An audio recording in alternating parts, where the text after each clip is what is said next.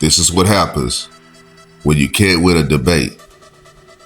You go on a personal attack against Trump. Here we go. I remember when you were appalled, as the rest of us were, on January 6th, when you wouldn't. Because January 6th happened, should we not enforce the law today? Excuse me. Do you want murders Let me finish, Scott. January 6th equal no enforcement. Scott, I know you're talking about this. This is a silly argument. Let me finish before you make a point about a silly argument. Silly is you sitting down with Mitch McConnell over Chick-fil-A and lamenting how Donald Trump was putting all of you, including Mitch McConnell, in harm's way. But I guess now you're I wasn't in harm's way. I wasn't moving. No, not your then boss. Your friend Mitch McConnell certainly was, but now January 6th was a bad day. Murders are also bad. Can I finish? I want murders solved. Everyone can agree that what happened on January 6th was crime.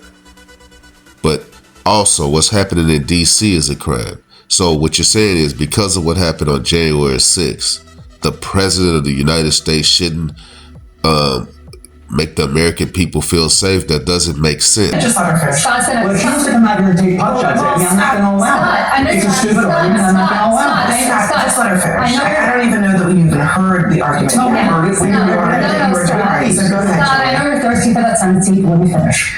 What I'm going to say. Now she accuses him of saying that he don't believe what he's saying about Trump sending the troops into DC because he's trying to run for a Senate seat. This is insane.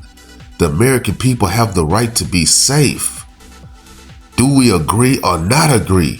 Come on, guys. I mean, you allow this every night. Just give me 1 second here. Let's just let her finish, please. Okay. Just one Listen, second. I know that the picking thing going on, but here's what I'm going to say. What are you thirsty for? Some kind of relevance out here? No, actually, Scott. I mean, what do you do for a living? Really? I like Now, because it got personal, he asked her, what does she do for a living? Other than trying to get relevance for things that doesn't make any sense. This is where things get off the rail. The question was asked, do you think Donald Trump should have sent in the National Guard to DC to make the American people feel safe? Let me finish my thought here, please. Can I just finish what I was about to say, which is that on January 6th, he could have deployed the National Guard. He chose not to. Now today, because somebody named Big Balls got beat up allegedly, he wants to deploy the National Guard to a place that has had a 30-year low in violence. And we all know that he's doing this because it's a power grab. Here again is another Democrat saying that Donald Trump's agenda is about power and not the American people. What they gotta understand is Donald Trump won the electoral vote and the popular vote. Donald Trump was voted in by the American people. That means that they agree with the things that he's doing and it's tearing them apart, guys. He could have done this when this district was actually in danger on January 6th, but he didn't. And I think that's what's so offensive. He talks about backing the blue. He talks about law enforcement. He didn't give a damn, Scott. And you agreed back on January 6th. He didn't give a damn about those police officers and about the safety of people in Washington, D.C.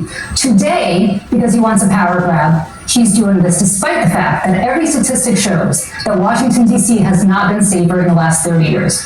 That's the How's that going to fly? I mean, I don't know if this will ever go to a court. Maybe it will. We can all agree, again, that January 6th insurrection was wrong and he shouldn't pardon those people. But we got to also agree that what's happening in DC is starting to get out of control and we do need to act. I mean, that's the bottom line. It's okay to agree on some things and disagree on others. And that's the problem with the Democratic Party. It doesn't matter what Trump does, they're going to go against it. And what they failing to realize is he won the electoral vote and the popular vote. And when you're going against Donald Trump, the American people feel like you're going against them. All right.